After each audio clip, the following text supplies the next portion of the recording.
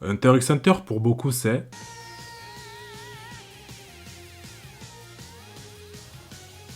Et pour d'autres, les plus OG, c'est...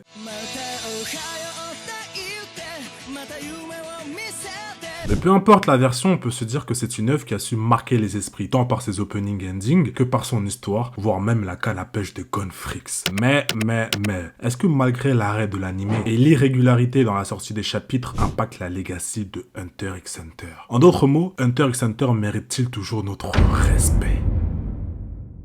Bien quoi l'élite, c'est votre Kujo, Molière du manga animé. Salut aux anciens, bienvenue aux nouveaux. Après la vidéo sur pourquoi je respecte Dragon Ball, que je t'invite à regarder juste ici, là, maintenant, c'est pourquoi je respecte Hunter x Hunter. Choix étonnant ou pas du tout, à vous de me le dire pour les œuvres que je respecte et qui doivent être respectées. C'est loin d'être dans mon top manga animé, mais je vous l'ai dit dans la première vidéo, c'est full lucidité et objectivité. Je rassure les fans de Togashi, ça sera pas une question de rythme, de santé, de spéculation, ça ne sera que du concret, donc tu peux déjà remonter ta canne à pêche, t'affairer une grosse vidéo. Donc installe-toi, prends le temps d'apprécier comment je cook ça et montrer pourquoi je respecte Hunter x Hunter.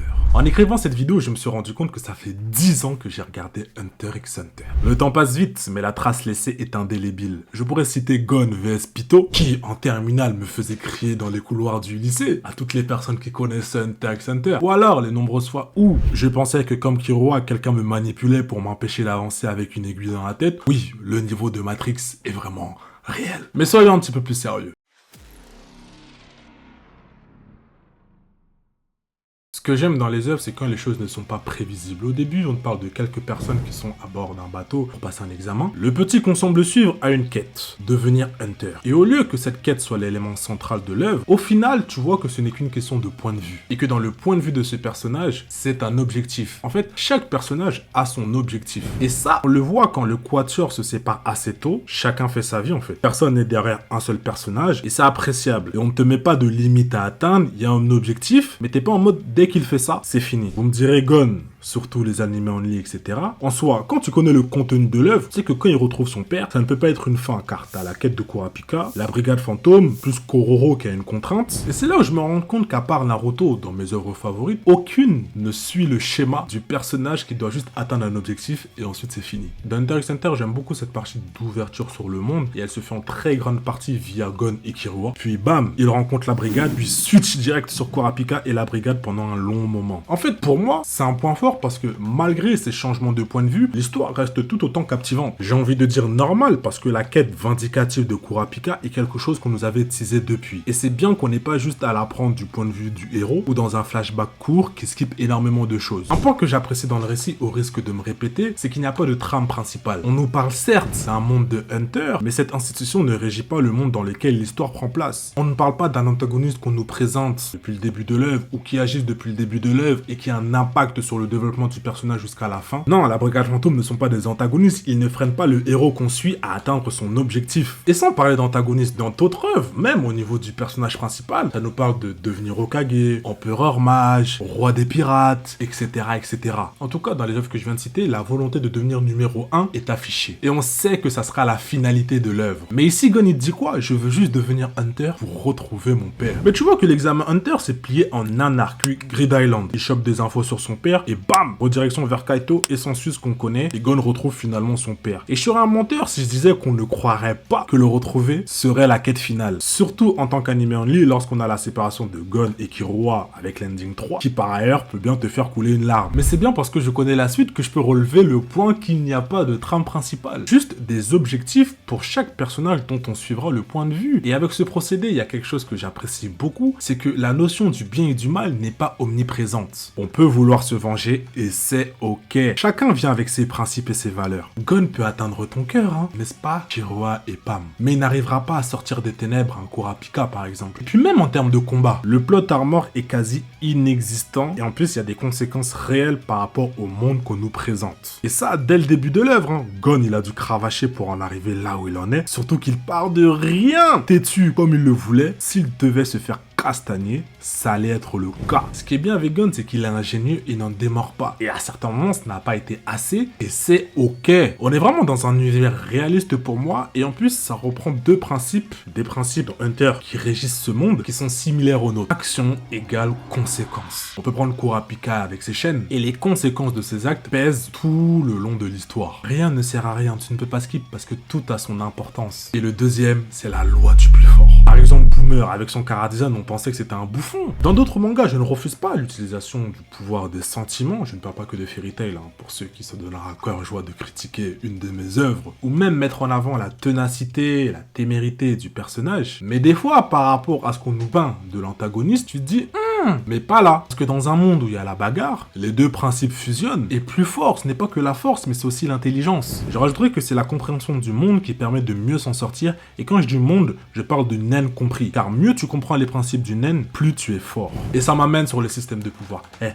Arrête de souffler, je vais pas te bassiner les mêmes choses que tout le monde. Oh, meilleur pouvoir. Doucement. T'es déjà dit, pose-toi, t'as ferré une bonne vidéo. On fait partie du FC différent ici, n'oubliez pas, Molière du manga animé.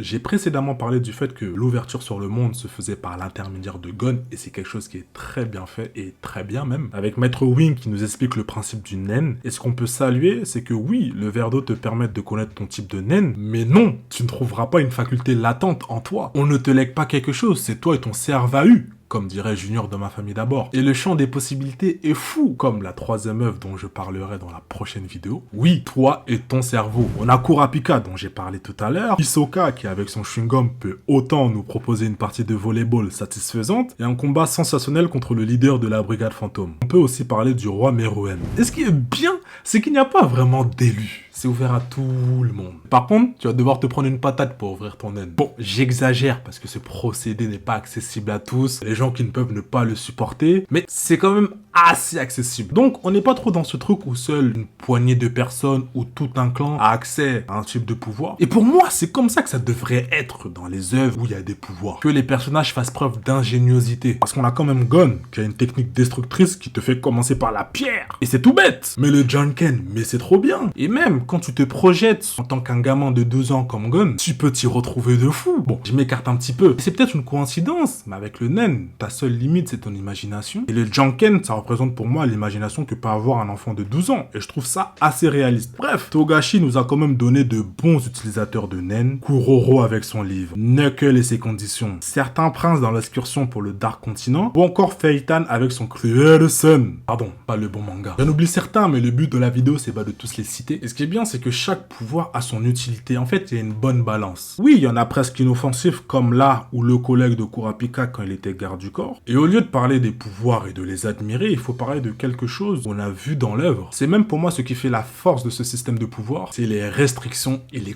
conséquences. En fait, ça repose limite sur le système de l'échange équivalent. Tu donnes pour recevoir. En fait, le miracle n'existe pas. Le détenteur du Sharingan originel, qui a pour mission de récupérer les yeux de tout son clan, l'a bien compris et a fait avec lors de son combat avec Uvogin. Un de ses pouvoirs a fini inutilisable. Et c'est vraiment bien, je sais que je fais que le dire, malgré que cette œuvre soit une fiction, on trouve une touche de réalisme. On retrouve une condition similaire à celle d'un être humain dans la vie réelle, où pour obtenir de grandes choses, cela nécessite un grand sacrifice.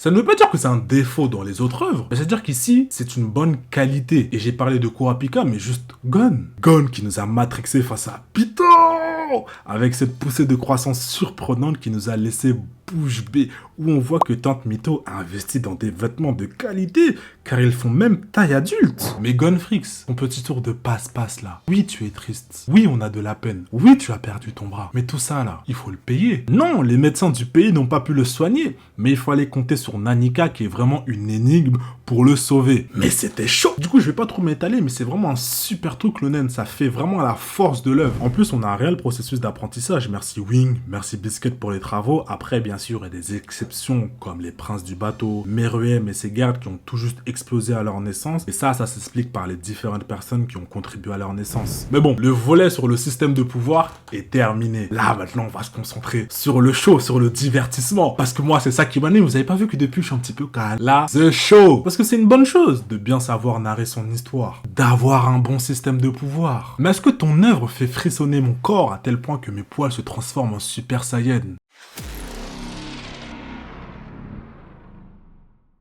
J'aime bien quand je parle divertissement parce que c'est vraiment là où vraiment je pars en freestyle complet, c'est la passion qui parle. Mais bon, là, je veux quand même y aller de manière chronologique en allant arc par arc parce que sinon je vais me perdre. Hunter x Hunter, les gars, non, c'est trop. On débute le doucement. Tu vois un mec à la canne à pêche qui sympathise avec un gars à skateboard. Jusque-là, tout va bien, mais tu vois que le danger est omniprésent pour ces deux-là durant l'examen. Un gars avec une tête de clown, un tueur de rookie. Et puis le petit gars aux cheveux argentés prend ses doigts et arrache le cœur de son opposant dans un match à mort. Heureusement qu'on te laisse le temps de reprendre tes esprits, mais t'es là, t'es en mode, ah ouais, ok, donc c'est comme ça que ça se passe. Et tu penses que c'est easy way pour le personnage, la canne à pêche, mais il se fait rosser comme il le faut par Hanzo. Sa détermination lui permet d'obtenir la licence de Hunter. Mais tout n'est pas tout blanc. Killua a encore tué quelqu'un. Ça commence à faire beaucoup quand même pour un début. Mais voilà, Gon, comme un bon protagoniste, va à la recherche de son nouvel ami. Et on va en apprendre plus sur le personnage de Killua. Le petit se fait torturer à coups de taser par sa famille, qui est réputée pour être de grands assassins, et ces assassins ont un portail à plusieurs niveaux d'un poids de fou. Et c'est bien parce que ça représente une difficulté pour Gon, qui doit s'entraîner bien qu'il avait d'abord le bras cassé. Et c'est bien d'avoir ce côté aventure, où tu as des épreuves au quotidien qui paraissent anodines. Puis on te dit qu'il y a un chien qui s'appelle Mickey. Et il faisait peur, hein. T'es mal à la taille de la bête. Et puis j'imagine même pas ceux qui l'ont découvert dans le manga. Et quand tu penses que c'est fini, ce n'est jamais fini. T'as une mignonne gouvernante Canaria qui a fait du bien à la communauté. Cette Canaria qui, malgré sa sensibilité par rapport à la situation, ne pouvait pas laisser Gon franchir cette ligne. Mais moi là, j'aurais été Gon pour un meurtrier que je connais que depuis quelques jours. Mais moi j'aurais abandonné. Non mais attends, je vais chercher un petit 12 ans ou alors je vais repasser l'examen Hunter là. Non, c'est trop fort. Surtout que pour moi, ça marque vraiment le début de leur amitié. Avec l'un qui a trouvé quelqu'un qui peu à peu le fait changer, comme on a pu le voir avec sa discussion avec son père, et l'autre aussi qui prend conscience du fait qu'il doit devenir plus fort pour braver les dangers futurs. Je n'ai volontairement pas parlé de Léolio et de Kurapika, qui ont un rôle très minime dans cet arc. Du coup, j'aime bien cette prise de conscience parce qu'elle amène à un certain endroit. Un endroit où tu peux progresser et en plus te faire de l'argent. Ça veut dire qu'on est dans un délire où, oui, Gon cherche à retrouver son père, mais il reste quand même maître de ses décisions. Il ne subit pas les événements comme on pourrait le voir pour d'autres protagonistes. Vous constaterez qu'il a toujours pris les décisions qui l'ont emmené là où il est. Ça, c'est une très bonne chose. Du coup, toi, dans cette tour, tu te prends d'affection pour un personnage avec son kimono qui crie « Oh, ah, Zushi, c'est le bon rêve, son kimono, là !» J'ai trop apprécié la tour céleste, vraiment, parce que là, t'as Wing et sa chemise, on apprend le Nen dont j'ai parlé plus tôt, et on voit des choses qu'on ne voyait pas avant, avec Atsu, Ten et tout le tralala, et les personnages évoluent. Et il n'y a pas cette volonté d'à tout prix les emmener au sommet de la tour. Ils n'ont pas le niveau et j'ai aimé qu'Hisoka s'en soit assuré. Surtout qu'ils voient le potentiel qu'ils ont et c'est cool. Du coup, ils ont pris leurs sous et ont réussi leur objectif. Vous voyez ce truc où petit à petit ils gravissent les échelons sans trop forcer? Ça nous emmène à un arc très très bon où on remet au fur et à mesure les objectifs de Gon et Kurapika au cœur de l'intrigue. Ah, Yorshin, introduction de la brigade fantôme, etc. La transition est trop fluide et j'aime ce côté où c'est le bazar dans la ville. Tout le monde est là. Les petits ont eu chaud dans le hangar abandonné et tu ressens cette pression. Ils n'avaient pas le niveau. Kurapika qui utilise sa chaîne pour tuer Vogin. Puis le serment qu'il fait faire à Kuroro et Pakunoda qui à la fin finira par mourir, c'est trop. En plus dans le même arc, t'as le requiem de Kuroro et tu vois entrer en scène la famille Zoldyck. Il tient tête à deux mastodontes. C'était le divertissement. Et je l'ai dit, on perd pas de vue les objectifs avec la cassette pour Grid Island qui éclaire un peu sur le personnage de Gin, le créateur du jeu. Et ce côté mystérieux du personnage, j'apprécie trop. En fait, il a développé un jeu de réalité virtuelle. Enfin, disons-le, un jeu dans la vie réelle. Et en plus de ça, il a laissé une cassette. Une cassette où il parle de la mère de Gon. Ça m'intriguait trop. Mais Grid Island, quel plaisir. J'ai un petit peu eu du mal à m'accrocher au début, mais c'est un top arc. Gon et Killua avec Biscuit qui renforcent leur naine. Ah, les émotions avec l'un des meilleurs endings. La brigade qui cherche une solution. Hisoka qui va s'allier avec les protagonistes pour participer à une partie de volleyball contre Riser qui s'inscrit dans les meilleurs matchs de volleyball de l'histoire. Boomer vs Gon qui en vient même à perdre ses membres et ensuite terminer le jeu. Comment tout s'enchaîne les gars? Non, c'est trop. Tu penses voir ton père? Non, tu te retrouves face à celui qui t'a bastonné quand t'étais enfant. Attention, c'est pour ton bien, hein, mais t'as quand même bastonné. Kaito le frérot, purée, t'avais encore beaucoup à apprendre aux deux petits. Jin a du sang sur les mains, hein. Il t'a mis 2 marmots sur ta route pour combattre les Chimera. Les gars, Chimera Ant, je vous assure que rien que d'en parler, j'ai des frissons. Et comme je prévois de regarder à nouveau et ensuite de proposer une nouvelle vidéo, je vais pas trop m'étaler sur le sujet. Je vais juste évoquer les faits marquants. Les gars, le casting de Chimera Ant est juste énorme et qualitatif. À part Netero et le grand-père de Killua, on ne connaît personne. Et on apprécie presque tous les personnages, même les antagonistes. Pour le coup, oui, les Chimera Ant sont des antagonistes, parce que je suis désolé. Quand la reine qui échoue sur le continent et qui nous amène une nouvelle version de l'opening dans l'objectif d'exterminer la race humaine, elle aura presque réussi cette fois en plus. Manger des humains pour faire sa progéniture, une progéniture qui a semé la terreur, c'était la jungle. Déjà, Pito, les gars, elle nous a montré ce que c'était le désespoir. Autrement dit, le Setsubo. Kaito qui perd son bras. Et ensuite, la vie des Hunters avec le président Netero qui viennent. C'est pour vous dire la menace que ça représentait. Killua était traumatisé. Tu vois des grands gaillards comme Nov, Knuckle, Moro qui viennent faire la morale aux petits. En mode, ils les testent. Mais laissez-moi vous faire le bilan. Il y en a un, on lui a demandé de faire du repérage. Il est revenu cheveux gris plus Parkinson. Et il a juste dit, je vous emmène juste à l'entrée. Et l'autre Moro, il a fallu que Killua intervienne pour arrêter Gon, qui tellement il avait la rage, pouvait juste détruire Moro. Et ça, c'est que le début de l'arc. Purée les gars, c'est l'émotion qui parle. Bref, le raid est lancé avec une bonne stratégie, il faut éradiquer la menace. Le roi est né et les gars, il est tellement boosté qu'il se permet de jouer au shogi avec une aveugle. Do you rendre compte? D'ailleurs, leur relation est tellement belle et c'est même pour ça qu'ils sont au cœur, au centre de mon ending préféré. Non, Chimera Ant, c'est beaucoup trop riche. Même des personnages comme Ikarugo m'ont fait kiffer. Et pas qu'un peu. Et malgré les nombreux changements de point de vue, on n'était pas perdu. Vous savez pourquoi? Parce qu'il y avait le narrateur. Non, peu importe la langue, hein, les travaux étaient colossaux. Parce que la contextualisation des événements, mais c'était trop propre. Parce que quand tu vois des personnages ou des techniques, c'est pas un personnage qui croise les doigts et qui est juste le spectateur de la scène qui va t'expliquer tout ce qui est en train de se passer. Non, le narrateur nous dit tout ce qu'on doit savoir et ça évite les longs discours, les longs dialogues et les flashbacks qui allongent l'histoire. Déjà que l'arc est déjà assez long. Je passe le Dragon Dive de Zeno plus l'arrivée de Netero Isaac qui incite les petits à aller à la rencontre de Pito pour arriver à un moment où je pense que vraiment là, c'est du cinéma.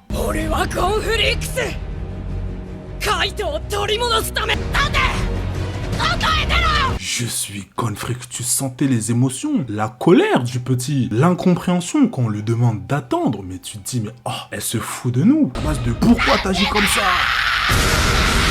Heureusement que Killua est raisonné pour dire à Gon que c'est sûrement à cause de son grand-père que Komugi a fini blessé. Et Gon se pose et dit « Je vais attendre. » Ah les gars, purée, oh, Gon a gagné mon respect ultime. Je le comprenais, tellement il était menaçant. Pito a dû dire à Poufou qui était caché de s'en aller. Pendant ce temps, Killua nous sort sa nouvelle technique contre Youpi. Oh là là là là là. J'étais juste comme un fou. Et pour continuer de nous surprendre, Meruem vs Netero. Ça a commencé par un dialogue, carrément Meruem a appris son prénom pendant le combat. Et puis le reste appartient à l'histoire. Vraiment, je suis juste incapable de trouver les mots. Et en plus, la vidéo s'éternise. Là, c'est le Kujo qui écrit, qui est en train de vous parler, parce qu'il commence à avoir mal au doigt. Bref, le sacrifice de Netero n'est même pas la conclusion de l'histoire, puisqu'on doit encore connaître l'issue de Pito vs Gon. Ce que je m'apprête à vous dire là, ce dont je vais vous parler là, moi pour moi c'est du jamais vu. Aujourd'hui, je n'ai encore rien vu qui me permette de dire non, il y a quelque chose qui est égal au moins ça. Rien à faire, hein. La transformation de Gon dépasse légèrement celle de Son Gohan, je le dis. Je ne suis pas ouvert au débat. Tout ce que le petit cherchait, c'était sauver Kaito. La culpabilité le rongeait pour qu'on lui dise qu'il ne peut pas être sauvé. Tu m'étonnes qu'ils te disent que maintenant, il s'en fout des conséquences.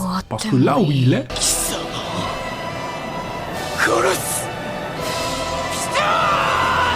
Oui, putain. Les gars, j'étais devenu fou. Puis tu te demandes, mais il est passé où? Et là, tu vois des cheveux qui montent dans le ciel. Tu sais même pas jusqu'où ils vont. Il est posé, il met sa main comme ça. Et il dit non, changeons d'endroit. Je n'ai pas envie de détruire cet endroit. Oh, s'il vous plaît. Et la suite... Les Sai Showagu Janken. Et puis le moment où il dit à Killua, c'est ma rédemption. On était tous Killua. En fait... On était bien inquiets pour Gon, avec l'ending Hyori Itai en instrumental. Ça, c'est de la mise en scène, bordel. Et c'est pour les moments comme ça que je respecterai Hunter x Hunter, bordel. Désolé, j'ai failli m'emporter. Ce n'est pas digne de Molière. Chimera Ant, c'était vraiment top. Puis on a Nanika, etc. L'élection pour le nouveau président de l'association des Hunters. Avec mon gars Pariston.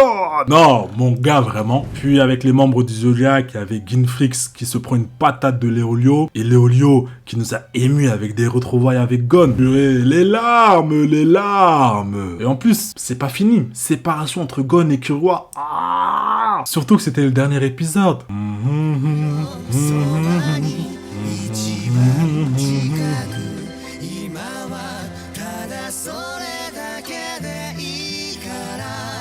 retrouve son père, certains pensaient que c'était fini, et là, et c'est l'ouverture sur le monde que j'aime trop. Attention spoil, les animés only. Gros, Beyond Netero nous annonce la couleur directe. Moi, je n'ai rien à voir avec mon père. Aujourd'hui, c'est aujourd'hui. Donc on nous annonce que le Dark Continent, un endroit tellement dangereux, tu te dis, oh, puis excursion. Et en fait, quand tu penses qu'excursion chill, non, pas du tout. D'abord, ça commence sur un étage du bateau. Il y a une guerre de succession où est impliqué notre gars Kurapika. Et ensuite, dans le bateau, Brigade Fantôme. Et c'est là que mes souvenirs se terminent. Les gars, moi, je me suis arrêté à la pause de 2010. J'ai essayé un petit peu en 2022, mais là, je vais bien reprendre à partir de Chimera Ants, comme ça. Fion. Mais Togashi a tué mon rythme de lecture. Mais avant l'excursion, j'étais présent. Kuroro vs Hisoka.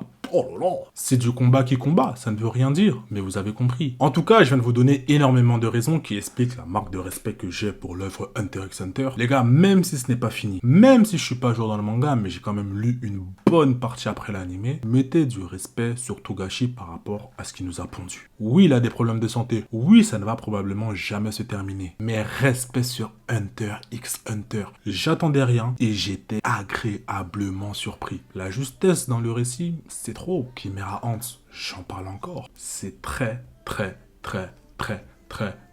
fort. Mais tout le reste est également fort. Donc j'espère vraiment que vous ne disrespectez pas l'anglicisme, tout ça, Hunter x Hunter, et partagez cette vidéo à des personnes qui manqueraient de respect à Hunter x Hunter pour leur montrer que, mon gars, après tout ça là, tu manques encore de respect. Si t'aimes Matogashi, j'ai fait une vidéo sur un des antagonistes de sa précédente œuvre, Yu Yu Hakusho, je t'invite à la regarder. L'élite, si la vidéo vous a plu, likez, partagez, abonnez-vous, mettez la cloche pour m'encourager à faire beaucoup d'autres vidéos parce que j'ai énormément de contenu à vous proposer, mais il faut vraiment me donner la support, que ce soit ici ou sur les autres réseaux, notamment sur Instagram où je vous propose énormément de choses, des posts, des reels, des citations, etc.